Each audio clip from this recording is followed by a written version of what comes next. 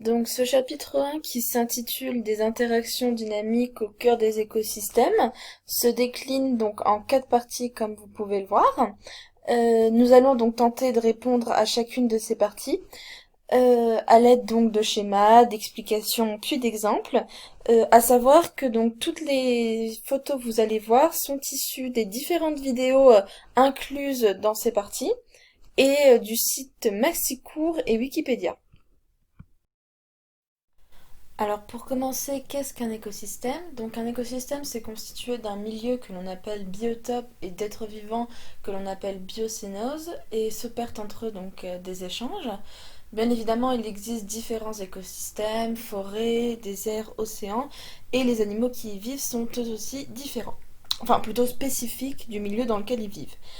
Plus précisément, donc, le milieu possède 2 conditions. Il faut tout d'abord une condition chimique, donc composée de numéros, mais aussi une condition physique où la température et la lumière varient, et cela permet en fait l'apparition de certains êtres vivants spécifiques à l'écosystème demandé. Cela permet donc en tout au système d'être équilibré. De plus, s'opère dans cet écosystème un réseau alimentaire entre les espèces. Cela est plus communément donc appelé la chaîne alimentaire et on remarque que si une seule espèce vient à manquer, est en surpopulation ou autre, eh bien cela déséquilibre l'écosystème en lui-même. Prenons comme exemple l'écosystème d'une mare. Donc dans une mare, il y a un nénuphar. Le nénuphar consomme son milieu, c'est-à-dire l'eau, donc pour grandir tout ça, il a besoin d'eau. Le tétard consomme un nénuphar, la ditique consomme un tétard, la ditique sera mangée par la grenouille et la grenouille par le héron. On a donc la chaîne alimentaire de l'écosystème d'une mare. Et on remarque donc que chaque être vivant, c'est un maillon du réseau alimentaire et ça permet à ce dernier qu'il soit équilibré. Pour résumer, les écosystèmes sont donc des milieux fragiles car si un seul réseau alimentaire est perturbé, l'ensemble s'effondre. Nous passons maintenant donc à la partie 2, donc les interactions au sein d'un écosystème.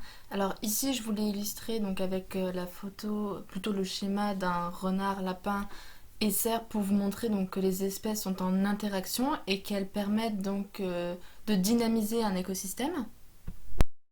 Pour reprendre les termes généraux, donc nous allons voir les interactions. On peut aussi appeler ça facteur biotique entre la biocénose et le biotope. Alors pour rappel, la biocénose, c'est donc tout ce qui concerne les êtres vivants et la biotope, c'est le contrôle des paramètres physico-chimiques tels que la température, la lumière, le vent, l'humidité ou la salinité. Alors, dans la biocénose, il existe 2 types d'interactions. Donc, l'une qui est favorable aux êtres vivants et l'autre qui est favorable à seulement un être vivant. Et à partir de là, on peut sous-catégoriser encore la chose, c'est-à-dire que dans la catégorie favorable aux êtres vivants, il y a en fait 2 choses. Tout d'abord, la symbiose, c'est un échange réciproque en fait. Donc c'est-à-dire que le symbiote, il vit dans l'autre, il fournit ce que l'autre n'arrive pas à produire et en retour, l'autre protège le symbiote, par exemple les enzymes du corps humain. Et le mutualisme qui est aussi un échange réciproque, par exemple la pollinisation.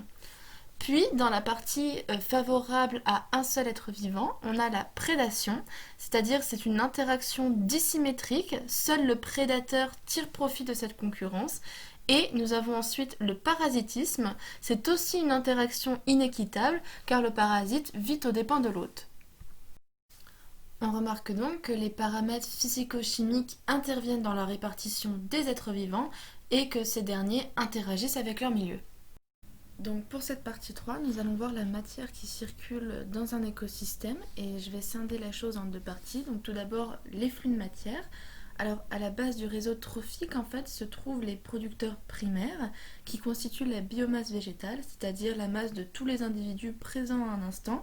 Les végétaux verts en fait via la photosynthèse convertissent l'énergie solaire pour produire des molécules organiques à partir de matières minérales puisées dans le sol et d'atmosphère aussi.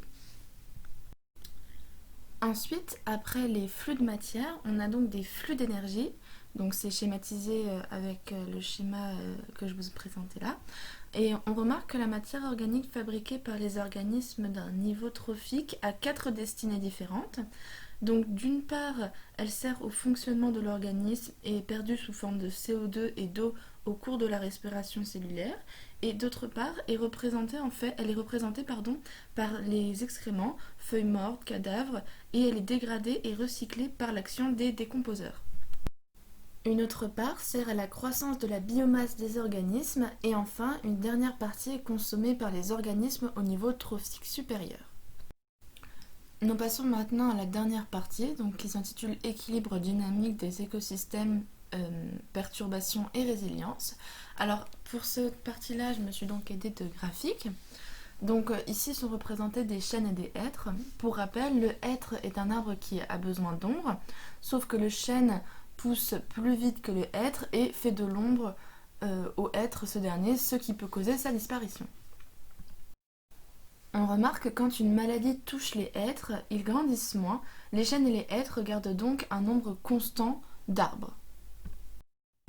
Ces arbres vivent donc en symbiose puisque les hêtres ont besoin de la protection du chêne pour grandir, mais une fois que ce dernier l'a dépassé, il n'en a plus besoin. Si par exemple il advient un incendie durant une période, alors on pourra y observer une variation des espèces. En effet, les mouches et coléoptères sont attirés par l'odeur du fumet, mangent et pondent dans des arbres affaiblis. La présence d'insectes attire donc les prédateurs et une nouvelle chaîne alimentaire se crée. Après l'incendie, bien sûr, des espèces peuvent varier en fonction du climat et des espèces concernées, bien sûr. Et suivant le nombre d'années, on peut voir l'apparition de buissons, oiseaux, ou voire même autres formes d'arbres. On appelle donc cela la succession écologique. C'est donc un processus naturel de développement d'un écosystème à travers différents stades. Alors il y a le stade de la maturité, le stade de l'équilibre dynamique et le stade du climat. La résilience d'une forêt permet donc à cette dernière de s'auto-réparer, même si certaines perturbations diverses et variées sont possibles.